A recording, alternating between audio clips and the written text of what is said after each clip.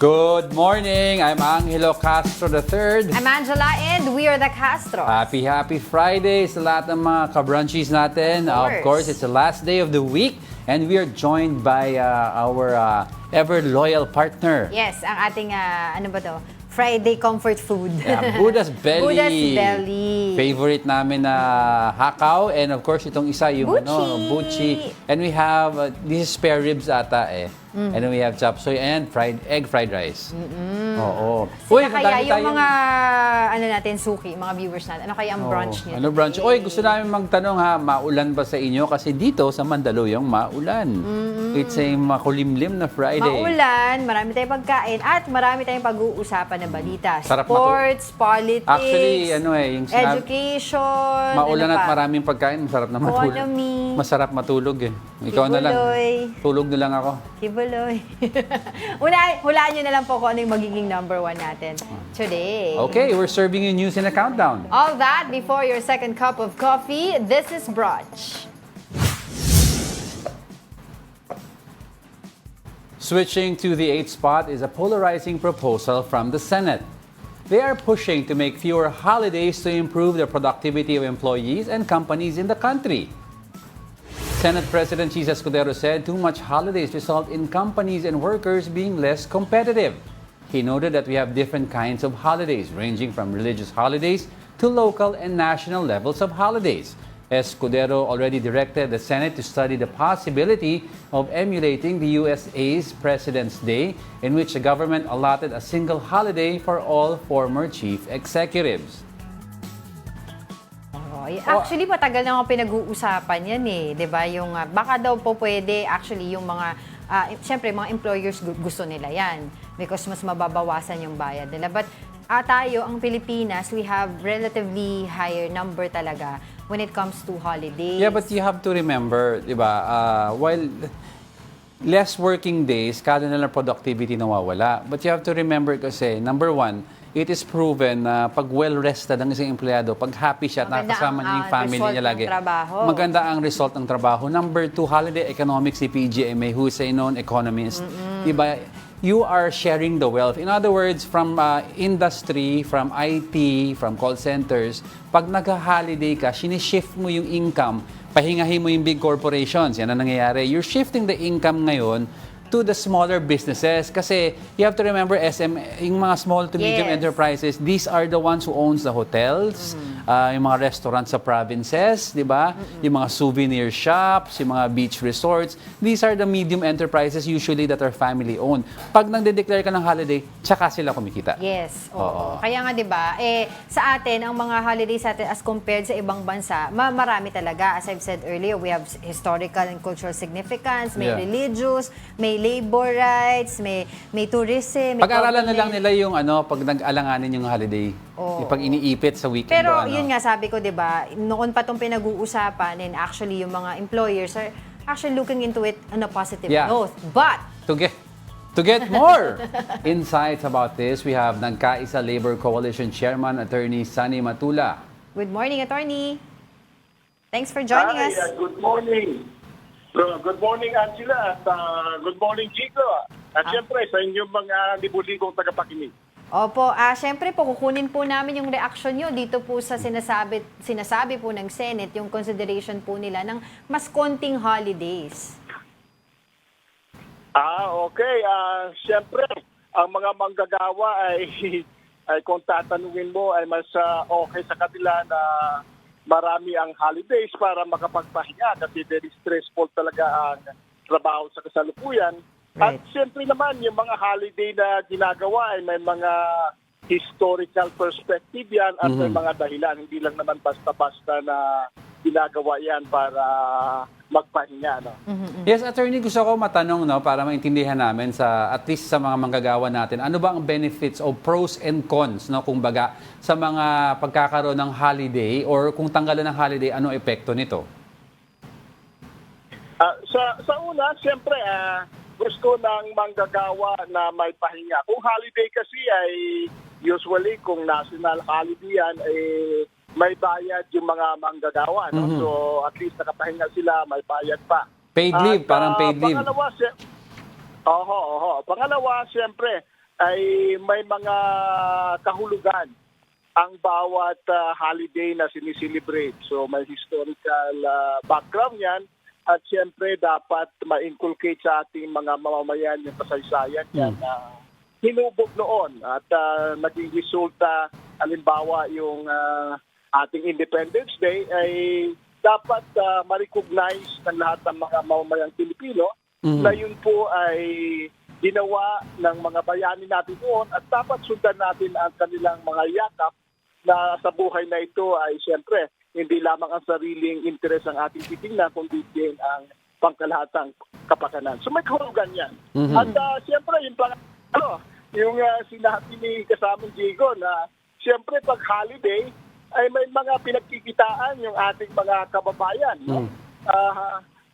Maraming nasa labas ng trabaho, siyempre ay nasa labas sila, gagastos yan. Halimbawa kung pupunta sa mga beach, no, o mga anumang mga recreation center, kaya kumikita. Palagay ko kumikita diyan yung ating economy.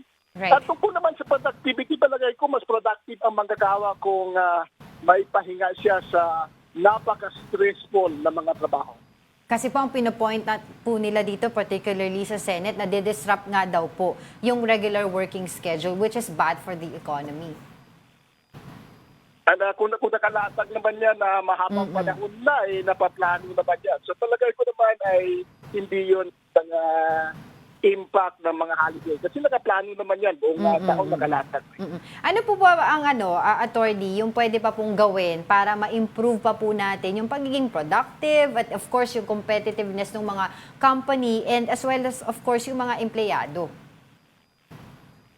Palagay ko ang mga manggagawang Pilipino generally ay very productive. Kaya nga yung sa National Productivity Commission report ay tumataas ang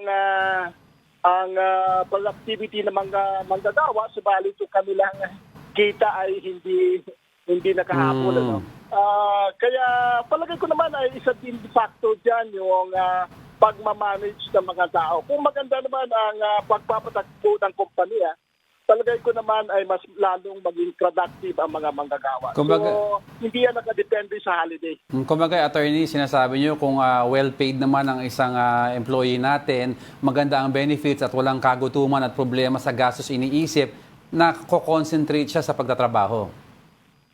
Tama po, kasamang Gigo. At siyempre, kung ating titingnan sa Europa, mas shorter na nga yung hours of work nila. Yes. Instead na 8 hours ay 6 na oras na lamang. Ano? At marami silang idea na ini-enjoy ang mga manggagawa. Ang karamihan ay pumunta pa rin sa Pilipinas dahil napakahaba ang kanilang holidays. I'd like to ask also, attorney, ano yung impact po ng traffic at transportation sa ating manggagawa? Kasi minsan pag masyadong traffic at mahirap po sumakay or mag-commute, napapagod din naman manggagawa natin. Do you think may impact pa ito? If we improve this, baka mas maging productive pa? Tama ka kasamang Diego. At siyempre, yung lalong-lalo na sa Metro Manila na dapat daming dapat tututukan ng mga mambabatas paano mabigyan ng kalutasan yung halos 2 oras, tapos 2 oras ulit pagbalik. 4 na oras din yan. Ano? Yes. Kung matugunan natin ang pangailangan, mass transportation, palagay ko ang napaka-importante dyan. At sa mass transportation, siyempre yung mga train, yung mga LRT, sana ay pabilisin ng gobyerno ang mga proyekto yan. At nakadagdag din yan ng trabaho. Yung mga infrastructure project ng ating gobyerno, siguro yun ang pabilisin. So attorney, in essence, you don't welcome itong proposal ng Senate na bawasan ng holidays dito sa Pilipinas? Initially, ngayong umaga, nagtatanong ako sa mga kasama, lukewarm sila at ang iba naman ay oppose talaga dyan sa proposal na yan na wala masyadong impact o significant sa productivity o sa buhay ng mga manggagawa. Opo. Let's say nababawasan pa kung i-reduce ito. Opo, opo. Pero let's say hypothetically, ito po ay naipropose at umusad yung itong gusto nilang gawin na bawasan ng holidays dito sa Pilipinas. Ano po ba ang gagawin ng inyong samahan ng nagkaisa ng Labor Coalition? Sa kasalukuyan, kasi collective leadership naman yung nagkaisa Labor Coalition. Ako ay presidente ng Federation of Free Workers. Isa lamang ako doon sa higit na 40 ng mga union o mga federasyon na nasa nagkaisa Labor Coalition. Talagang ko pag-usapan namin yan. Pero siguro kung may mga hearing na sa Senado o sa Kongreso, ay magpapalabas kami ng aming collective statement o yung aming position paper. Alright, on that note, maraming salamat po sa inyong oras. That was Nagkaisa Labor Coalition Chairman, Attorney Sunny Matula. Salamat. Let's move on. For only 5 pesos, you may access the internet via Wi-Fi vending machines.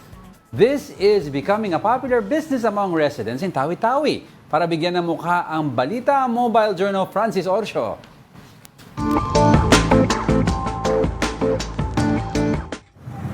Vendo machine na hindi kape, kundi Wi-Fi ang offer. Uso yan dito sa Tawi-Tawi. Sa halagang 5 pesos lang, makakakonek ka na sa Wi-Fi. Sa panahon ng modernong teknolohiya, malaking bagay ang makakonek sa internet para mag-research, makapag-social media at lalo na para sa komunikasyon.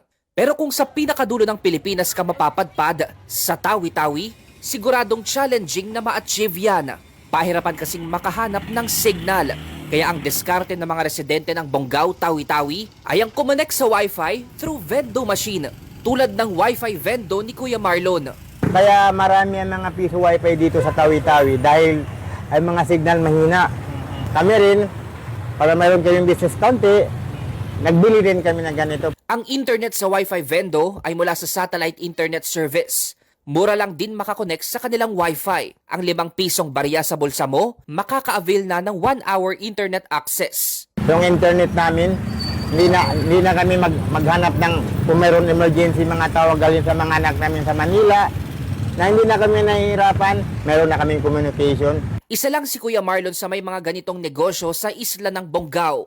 Bukod sa napapakinabangan nila ang satellite internet, karaniwang kumikita pa sila ng hanggang 200 pesos sa isang buong araw. Kaya kung kasama sa bucket list mo ang makapasyal sa Tawi-Tawi, no need to worry para makapag-post sa social media. Saan ka man kasi pumunta, sagot ka ng Wi-Fi vendo nila.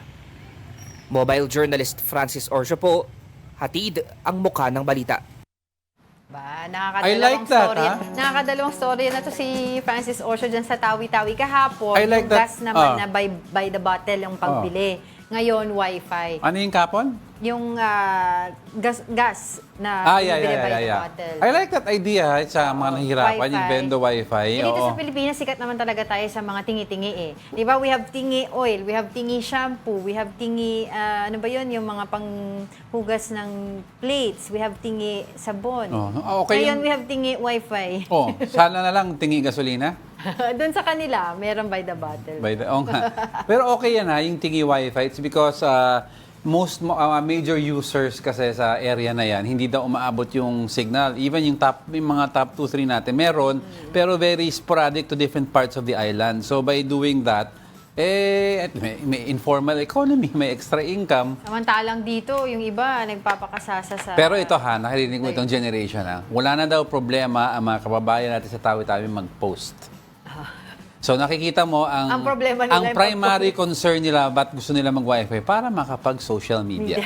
Hindi yung productive na Kasi email feeling and ano. ko, diba, that's their way of connecting to the world as well. Parang tayo, ganun din naman. Kasi malayo sila, they feel, hindi lang sa Tawi-Tawi, diba? Pag somebody na hindi makapag-post o makakita sa social media, they feel disconnected na right. But Ano bang balita ngayon? Ano bang... But just goes to show you lang how far along we've come. Kasi I'm 48 years old. Kailan lang naman nag-uso yung mga smartphones at yung interconnection na ganyan.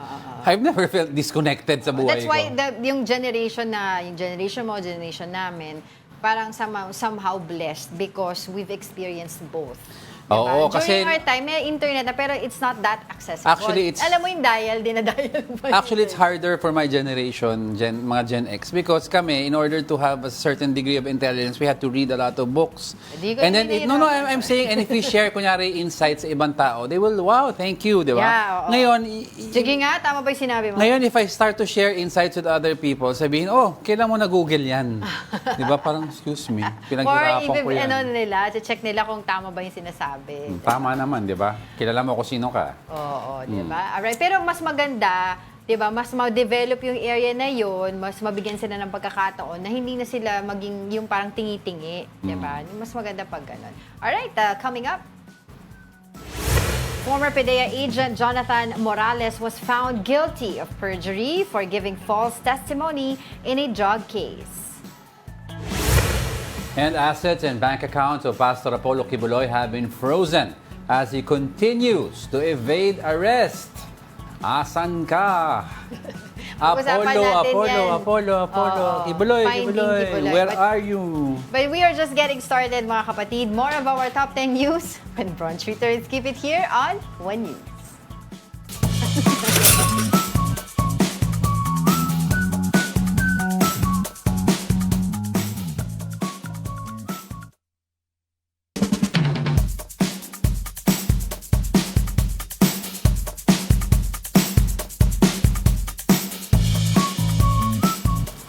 Good morning! You're still watching Brunch here on One News. Siyempre, happy Friday po. And of course, thank you And so much sa Budas Belly. Budas Belly para po sa ating very delicious. And good morning sa lahat ng mga viewers sumptuous, natin. brunch. Oo, nainggit daw sila. Gusto nila kumain. Yes. Oh, you have Gary Field, Sam Pokemon Go, the usual suspects, si Vlad, nandyan. Oo. Si Oscar N, Mark Santiago, si Ronald McStay, Ralph Domingo. si Tita Daisy and Tito Naldi Cancho. We have Ralph Domingo, sarap daw ngayon ng ng hakaw sa brunch. Si Migs Ebron, nanonood din sa atin si Sam Pokemon Go, at saka si Alex Fuentes, si Gary Field, di ba? Binati ko na yun. Binati mo na ba? Oo. not Gusto ko listening. lang pangalawa.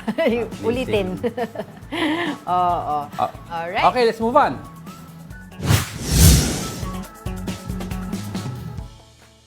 Coming in at top 7, the Agriculture Department says foregone income of fishermen affected by oil spill is now at 78.7 million pesos. According to the DA, about 28,000 fishermen in Metro Manila, Central Luzon, and Calabarzon have been affected. Fishing has been banned in Limay, Bataan, while Cavite declared a no-catch zone on all shellfish products. The Philippine Coast Guard earlier said that the oil spill from 3 sunken ships in Bataan is now under control. Actually, they're eyeing to file a class suit. Yan ang sinabi. Yes. Oo, I heard. DOJ Secretary Oo. Boying Remulla, dahil nga daw, we're not talking about an accident here, but a crime. Yes, a crime. Which, That's yun true. nga sinabi natin, affected 25,000 and could be more, di ba, nung sa mga pag baka lumawak nga yung oil spill na yan. So, they're looking at the crime against, committed against our people and of course, the environment. Dapat may some sort of yung repentance pay yan aside from yung insurance, no? Because a company tried to make money tapos without taking the necessary precautionary measures which affected a lot of people. Di ba? Usually kasi if you're in that business of shipping, may first of all kailangan yung boat mo is seaworthy. Totoo. Second, kailangan updated ka sa mga patterns ng weather. And di ba dito sa initial investigation nila, ang sinisisi nga nila weather, kaya Weather. doon nagkaroon ng sunod-sunod na Well, we understand, sinabi nila, when they left port, maganda yung weather. And then when they went to another area, ng iba doon. But usually, may mga patterns na nakikita. Di ba kasi may update sa ng pag-asa di ba? So you could make a calculated decision. Oy, may possibility na may karoon ng unstable weather sa area na yan, baka wag muna tayo pumunta. Oo. Ito, ang nakakatawa naman. Hindi naman nakakatuwa rather. Oo. Yun, dito sa ginawa ng mga tao dito, mostly yung mga tatlong daang residente dyan sa saan ba? Sa may Bataan. Ay, sorry tsaka sa barangay, yung mga 19 chairman, nagpakalbo sila. Para to help, di ba yun yung unang panawagan? Yes, that's needed together with the coconut husks para maging mas ma-absorb yung Yes. mga oil spill at saka para hindi na lumawak. So, yun, mga nag-volunteer sila, 19 chairman saka 300 residente, nagpakalbo para to help nga to control this oil spill. Sorry, as much as I'd like to help, naglalaban ako para makip yung hair ko. Marami naman sila eh. Maraming salamat sa Pero importante. Maraming salamat sa Svensson for helping me pala. Bakit may pa-plug ka dyan? Pero yun nga, dapat abangan natin yung magiging class action suit dito sa mga, dapat kasi Together with the DOJ yan hold accountable Yeah. yung dapat na managot dito sa insidente na ito. Alright, let's continue with our countdown. Stopping at the 6th spot is the graduation rate in the country. Lawmakers discovered that only 6 out of 10 college students in the country have graduated. In the budget hearing of the Commission on Higher Education, or CHED, lawmakers noted that only 41% of college students finished their studies in 2023. This is already an improvement from 38.95% in 2022. Lawmakers were puzzled with the data since we have laws that give access to low-income households like free tuition law and tertiary education subsidy. CHED Chairman Popoy de Vera said that tertiary education sector is still experiencing the impact of the COVID-19 pandemic. I want to know because I'm seeing that the highest is at the third year. Yun ang pinaka nakakalungkot kasi isang taon na lang, diba? So, I want to see if it's the same everywhere else. But Madam Chair, the increase in the cohort attrition rate, most of it is really COVID-related.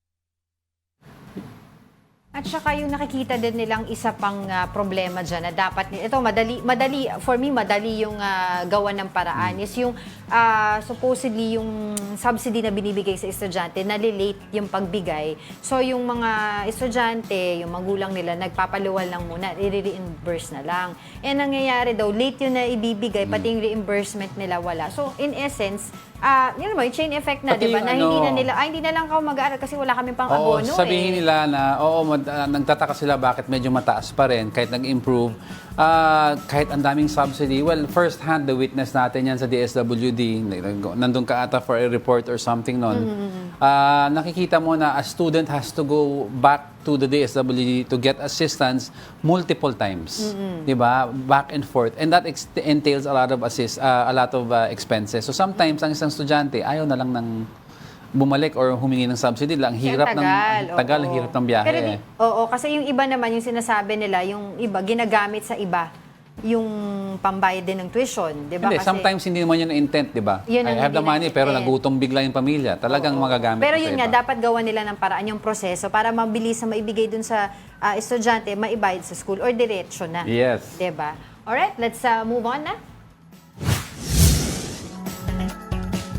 Moving over now to our top 5, COMELEC Chairman George Garcia bears his suspicions on the origin of alleged fake deposits. Garcia says Leo Consulting made the deposits into his purported offshore bank accounts in the Cayman Islands. It is allegedly owned by a certain Jose Herrera, director of a firm that shares an address with Smartmatic Services. Smartmatic was disqualified by the COMELEC in November 2023 from participating in the bidding for future elections. Just today, a federal grand jury in the U.S. announced the indictment of former COMELEC Chairman Andy Bautista and 3 Smartmatic officials. Bautista allegedly received bribe money from executives of the election provider who were also said to be involved in money laundering scheme. Let's talk more about the issues surrounding COMELEC. We have with us on the line Chairman George Garcia. Good morning, Chairman. Thanks for joining us today. Good morning, Ma'am Angela at Sir Diego. Good morning to all the televiewers. Of course, Chairman, yung gusto namin malaman yung reaction po ninyo dito sa indictment ni ex-Chairman Bautista at saka po kasama yung mga ilang Smartmatic executives. Ang akin pong masasabi, Ma'am Angela, sa mga kababayan natin, sa kasalukuyan, let's exercise presumption of innocence until proven guilty beyond reasonable doubt. Alam nyo, mas maganda po yung ganon. Hindi pa naman po final ang conviction, wala pa naman conviction na nangyayari, and therefore, pinakailangan ang korte ang maglilitis ng kaso na yan. Sa part naman po ng COMELEC, parang vindicated kami sapagkat siyempre dinisqualify po namin yung company base sa aming mga pagkakaalam tungkol sa mga bagay na binabanggit po na USDOJ. At dahil po yan ay mismo pinayagan na ng grand jury mismo ng Amerika, ibig sabihin po talaga may basihan naman pala yung pagkaka-disqualify namin sa kumpanya. Chairman George, do you think po na yung Smartmatic din ang nasa likod ng offshore bank account issue na pinupukol po sa inyo? Sir Diego, ayaw kong sabihin na direct. Pero ang sinasabi ko po, gusto kong magkaroon ng kasagutan yung katanungan ko kahapon. Bakit iisa lang ang address ng lahat ng mga kumpanya, yung nagdeposito, maaari sila rin na may-ari ng accounts eh. At pagkatapos yung mismong yung po mga koneksyon ay iisa po lahat na address. So, alam niyo po kahit sa atin dito sa Pilipinas, pag iisa lahat ang tirahan nyo, mukha namang related kayo lahat. Yes, oo. Chairman George, I'd like to clarify lang, no, kasi ang dami rin nagtatanong na sa social media kung bakit po specifically ikaw po ang puntirya sa issue na ito na ang dami-dami naman na mga commissioner din sa COMELEC. Siyempre po dahil ang pinuno mismo ng ahensya, kapag pinukul mo, buong ahensya ang masasaktan. Nung una, kung natatandaan natin, Sir Diego, Ma'am Angela, ang sabi, isang opisyal ng COMELEC. Isipin niyo po, para po yun shotgun approach. Lahat kami mababato ng putik. So ang ginawa ko po, sa mismong araw na yon, na binanggit yung bagay na yan, sinabi ko, ako yon. Ako yung pinagbibintangan, wag na tayo magpaikot-ikot pa. So yan po ang kadahilanan kung bakit ako ang pinupukol. At alam niyo po, nakakalungkot, Ma'am Angela at Sir Diego, lahat po ng accounts fake, yung lahat ng local accounts fake, yung lahat ng accounts sa Korea, nag-issue ng certification ng Korea, fake. At pagkatapos yung sa Cayman Island, fake din po, sabi po mismo ng dalawang bangko. And also, Chairman, kayo rin po ay nagpakita nitong mga ilang proof debunking these allegations. Can you tell us more about it?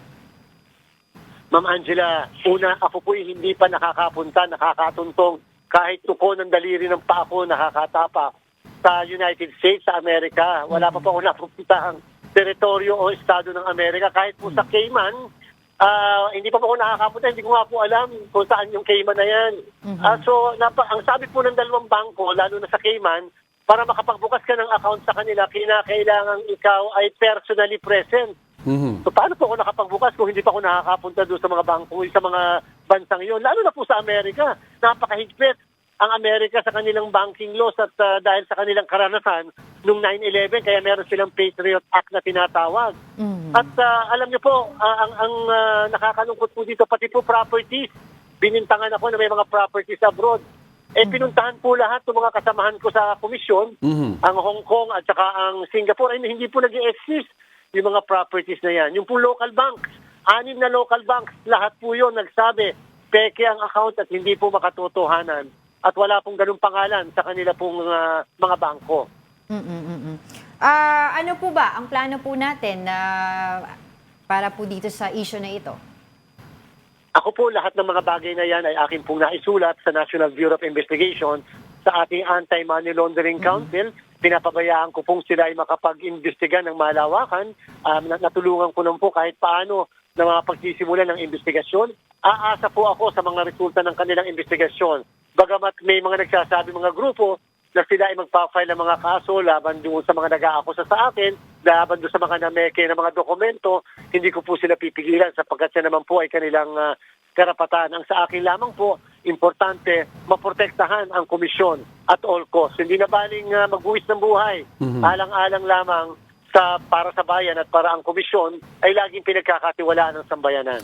Speaking of Chairman, I'd like to take this opportunity na rin po. Sabi niyo, you have to protect the commission at all times at we all know po na approaching na yung midterm elections and very busy ang COMELEC sa preparations. Now, how are these issues affecting po paano po nagtatrabaho ang COMELEC in preparation? Kasi you're going to be busy also back and forth trying to prove your innocence po at hinahabol nyo po yung gumagawa nitong mga issue.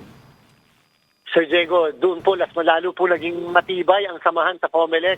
Nakita at pinakita po namin na kami iisa at nagsasama-sama. Lalo po ngayon, napakataas ng moral ng buong komisyon dahil napatunayan namin ang lahat ng ito ay pagbabato ng putik, paninira ng pangalan, puri at karangalan. At dahil po dyan, napagkasunduan namin lahat, trabaho lang po tayo. Kinakailangan walang ma-delay sa ating pong preparasyon. Yung timelines natin ay dapat masunod. Dahil ang susunod na taon, Ma'am Angela, Sir Diego, ay super election year. Yes. Meron po tayong national and local election ng May 12, kasabay po nito first time. Bangsamoro parliamentary election at pag 5 buwan pagkatapos po ay ang barangay and SK elections. Bagamat tayo po binabato ng ganyan, sabi ko nga po hindi na baling ako na lang yan. Tatanggapin ko po lahat ng yan. Subalit wag lang po ang komisyon at ang aming mga proseso. Lastly, Chairman, sabi niyo po, kayo po ay nagpaplano mag-file ng ethics complaint against Congressman Marcoleta and he said it's a free country, you can do that. Your reaction on that? Hihintayin ko po yung result ng NBI investigation at saka Anti-Money Laundering Council. Alam niyo po, lahat ng aking mga sinabi at lahat ng pag-deny ko po ay pinanumpaan ko. Alam niyo po talaga dito, Ma'am Angela at saka Sir Diego, napaka-unfair ng mundo natin, ng ating bansa, sapagkat tayong mga ordinaryong mga mamamayan, mga anak, mga mahihirap, mga anak, mga hampas lupa, wala po tayong immunity. Pagka tayo nagsalita ng mga pangalan, pwede tayong maidemanda. Subalit meron po tayong mga iilang tao na kahit magsalita at mag-akusa at magbato ng putik sa mukha ng iba, ay hindi po pwedeng kasuhan. Ang tawag po doon, immunity. Alright, thank you so much for your time. That was COMELEC Chairman George Garcia. Maraming salamat po. Going to the fourth spot.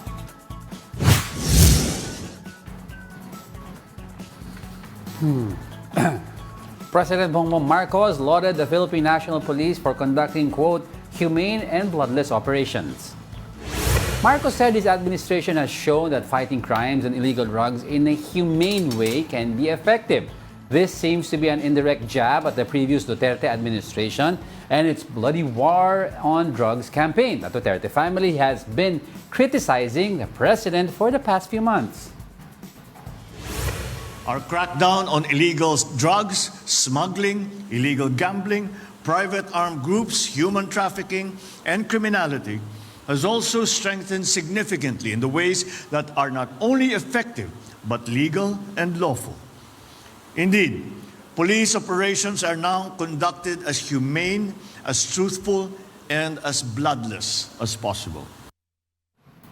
Alam mo yun ang sinasabi ng experts noon pa sa panahon ni PRRD. No? While it was appreciated that somebody was going hard on drugs, ang problem, he was taking out yung mga small fish na distributors lang.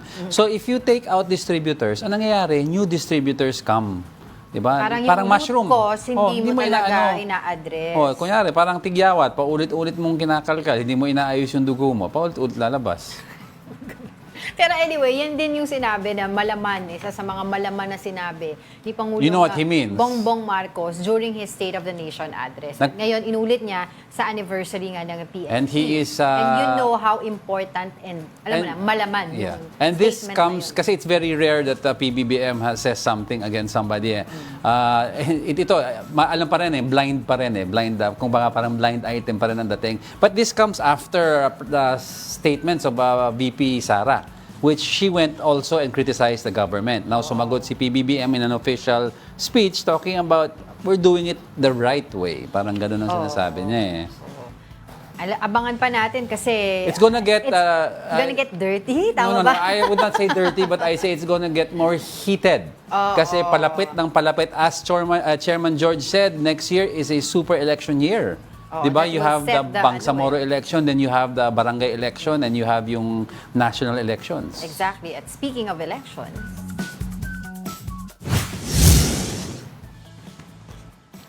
now on our top 3, the political parties of President Marcos and Villares have joined forces. The Partido Federal ng Pilipinas, which carried Marcos in his 2022 campaign, and the Villar-led Nacionalista signed an alliance. This comes 2 months before the filing of candidacy for midterm polls. The political parties, though, have yet to disclose their official candidates. President Marcos says the forging of the alliance would help fulfill their shared goal for the Filipino people. To make sure that the leadership that will come out, that will win after the election of or the midterm election the next year, are the leaders who understand that we must put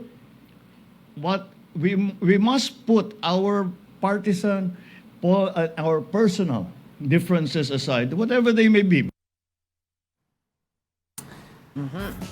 Okay? Oo, yun ang ano nila, 'di ba? Kumbaga oldest biggest party ang Nationalista. The party, yeah. And hindi pa set yung kanilang magiging Senate slate, pero meron na tayong mga hula dyan. Of course, nakita na rin kahapon. Pero si Camille Villar would be there. Amy Marcos would be there. Senator Tolentino would be Pero there. parang ang pinag-uusapan pa whether as a group they would come up with a slate, a unified slate, or they'll have their own slates pero adapted candidates ang on the each side, di ba? So we will see if they will come up with their unified slate. Yes, and this is not the first time kumbaga nagkaroon ng alliances between, kunyari, sabihin mo na mismo itong si President Bongbong Marcos and the Villars. And you have to remember, nung tumakbo si Manny Villar ng pagka-presidente noong 2010, kasama sa Senate slate niya si Presidenta Bongbong Marcos. Tapos, sinuportahan din siya nung tumakbo siya ng pagiging presidente. So, talagang meron ng alliance before pa. Yeah. So, at saka yung Partido Federal ng Pilipino ay meron din mga alliances with Lakas CMD and other parties. So we'll see more of this forging alliances kasi nga malapit na ang of course yung October yung filing of certificate of candidacy. All right, Philippine inflation for July may have quickened, but Bangko Sentral Governor Eli Remolona Jr. says price increases on food, fuel, and power may have already peaked. Is he likely to start cutting the key rate when the Monetary Board meets on August 15? Cathy Yang caught up with Remolona on thought leaders, and this is what he had to say. At what point would you say it would be concerning enough for you to possibly make a move of a rate cut, of a key rate cut by August 15th? So far, the output numbers have been looking good. So it hasn't been a consideration in terms of a rate cut. Inflation has been more of a consideration. Is inflation beginning to settle firmly within the 2 to 4% target range? So that's the main thing. Are we comfortable enough with where inflation is going before we do a rate cut? Do you want to get ahead of it? You're at 4.4, but you got to get it down first to 2 to 4%, which is the inflation target range. Somewhat near 3%, so that if there's some upside shocks, then we will still stay within the target range. What would be those upside shocks? Well, there's still oil. It could still hit us. I would say mainly oil, but there's other food items besides rice. They're usually a factor. Catch the full interview on August 15 at 9 p.m. Philippine Standard Time, only here on One News. Don't go away because we're not done yet. May dalawa pa tayo. Please stay with us.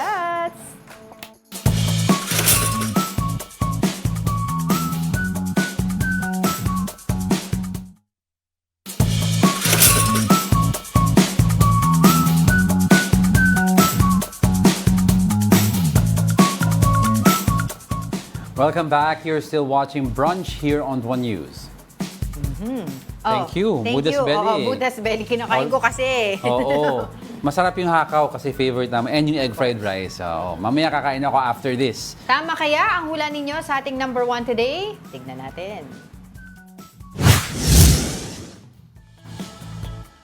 Going straight to our second spot, former Philippine Drug Enforcement Agency agent Jonathan Morales was found guilty of perjury. A Pampanga court found Morales guilty of providing false testimonies against 2 Chinese nationals whom he said were involved in drug trafficking. However, Morales later recanted his statement and said he was only pressured by his superior, former PIDEA Director Lyndon Aspacio. Recall that Morales also claimed to have signed the PIDEA documents indicating that President Marcos and actress Maricel Soriano were using drugs. Oh, ayan. Dun yan sa ano, hindi yun dun sa PIDEA leaks, ha? Dun No, sa no, no. isang... He was charged for a separate Yes, issue separate against issue 2 to. Chinese citizens, di ba? Ito yung nirecant niya. Yeah, ito yung diba? nirecant niya. But he's the same person also who made these allegations na yung pinirmahan niyang document ng PIDEA na wala naman operations There daw. goes his credibility, kumbaga. Doon sa iba pang mga issue na sinasabi niya supposedly na ito ngayon sa PIDEA leak na pinirmahan niya. Pinirmahan niya. Diba? Tapos meron siyang issue ngayon ng perjury. Actually, itong 11-page decision na ito ay July 30 pa, pero it was only made public yesterday sa San Fernando, Pampanga Municipal Trial Court. Okay. So, yun ang kanyang, kumbaga, yung update kay Jonathan Morales. Kasi para lang din sa context nga din sa ating mga viewers today who just tuned in, si Jonathan Morales po yung nagsasabi na meron siyang pinirmahan na dokumento na nag-implicate po sa ating Pangulo, si President Bongbong Marcos and actress Maricel Soriano. At Sa among PIDEA others, hearing ni dun sa PIDEA leaks hearing ni Senator Bato de la Rosa, which was the turning point then for the pag-aalat ng nagkaroon ng hearing because of the PIDEA leaks. I'm saying turning point ng relationship between Duterte and Marcos doon nag-sour. So, okay. Alright, abangan natin ano ba ang ating magiging number 1 for today. Going back to the top spot is the fugitive pastor Apollo Quiboloy. The Court of Appeals has ordered the freezing of Quiboloy's assets and properties. Meanwhile, police authorities said the Kingdom of Jesus Christ leader is still hiding in his property in Davao City. Here's the report. The Court of Appeals has approved the freeze order filed by the Anti-Money Laundering Counselor AMLAC against Kingdom of Jesus Christ or KOJC founder Pastor Apollo Quiboloy. It will affect Quiboloy's assets and properties, including 10 bank accounts, 7 land titles, 5 vehicles, and an aircraft. The freeze order is implemented for 20 days. The fugitive Quiboloy is currently facing charges of sexual and child abuse and qualified human trafficking. The court said they found enough evidence of Quiboloy using his assets and properties in conducting crimes such as qualified human trafficking, sexual and child abuse, and money laundering, among others. Aside from Quiboloy, 11 officials and members of KOJC were also included in the court's order. A freeze order was also implemented against KOJC's Children's Joy Foundation and Suarasug Media Corporation, which operates the TV station SMNI. SMNI's legal camp said they will file a motion to lift the order. Meanwhile, PNP Police Regional Office 11 Director Brigadier General Nicolas Torre confirmed that Quiboloy is still hiding in KOJC's compound in Davao City. Still, the police is not counting out the possibility of Quiboloy flying out of the country using his private planes and helicopter. Quiboloy also allegedly has a private taxi connected to the Davao International Airport. Torre ensured that they will arrest Quiboloy in a peaceful way. Definitely. Ayaw natin ng may masaktan dito, may lalo na't dumanak ng dugo. Hindi natin gawin yan. Maximum tolerance, sige lang. Hindi pa naman matatapos ang mundo, andyan lang naman siya. Kaysa may masaktan, baka pwede nating magawa ito sa mas maayos na paraan. For News 5, Camille Samonte, We Are One News. May nagsabi Kanina may nagsabi na putulan mo ng kuryente, tanggalan mo daw ng tubig, palalabas daw yan ng kusa. Generator na lang sila. No, di sarado mo yung pinto para hindi makabili ng gas para sa generator. Basic human rights, sinatanggalan mo dahil hindi lang naman si Pastor Quiboloy nandoon sa property. There are thousands of members there. Well, if you can make earthquakes happen with the sign of a hand, ganun. Pero sinasabi nga daw nila, ito nga si Torre, no, yung nagsalita din kanina sa Davao Chief, sabi niya, may mga napakalaki ng property ni Quiboloy, yung Kingdom of Jesus Christ, yung dyan sa Davao. And there are secret doors, tunnels, and apparently, sabi niya, involving 200 cops nung time na nagpunta sila doon nag-search. It's not enough, no? Para ma-search yung buong compound. Sabi niya, ito ang sabi niya ha, I would just quote him, that's how big it is. If yung KOJC daw will allow them, I would bring in 1,500 people and have them stay there for a month to search for Quiboloy. Pero sa akin naman, but if they allow, edi humingi ka na lang ng search warrant, pwede ba yun? Hindi naman ako lawyer sa korte, 'di ba? Para magkaroon kayo ng legal way to search the property. Kasi kung ang sinasabi naman niya, mga informants yan, nakikita daw at nandoon lang naman daw talaga si Pastor Apollo Quiboloy sa property. Pero ba't yun, as a lawyer of SMNI, alin? But di ba may nag-statement ang lawyer?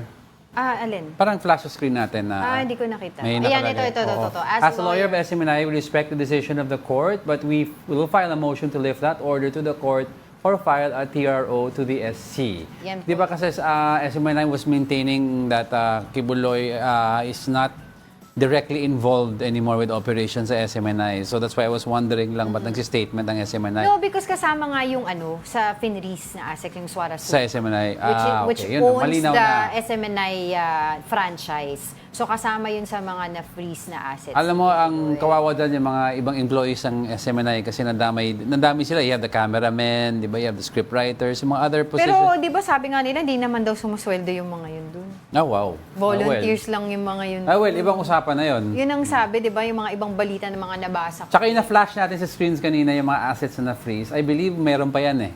I think he may have prepared for this, a scenario like this. Because hindi man kaagad na freeze yan eh, di ba? 10 bank accounts, you have 7 land titles, you have 5 vehicles, and 1 helicopter. May aeroplano pa yan. Yes. Oo, may aeroplano pa yan. Nasa States ata yung airplane, di ba? Na-hold ng FBI. Yes. So sana sabi nga nila, they are planning nga daw to launch another wave of police operations to serve warrants from 2 courts in Davao City and Pasig against Quiboloy. So tignan natin. Kasi nga nung last na nagpunta sila dyan, June 10, diba? Nagkaroon ng kaguluhan because sabi nila, ang nilalaban ng mga tao doon, hindi sila pinapapasok yung mga PNP, yung authorities, because it's just parang sabi nila, warrant, hindi naman search warrant yan. No? Diba? Parang, kaya iniiwasan sana magkaroon ng gulo ulit at ma-serve at mahuli nga ito si Quiboloy. Yan yung term, iniiwasan magkagulo. Naalala mo yung agony in the garden, nagpe-pray si Jesus, tapos nung parating yung mga Praetorian soldiers para arestuin si Lalabas Jesus, na lang siya. yung apostles, di ba,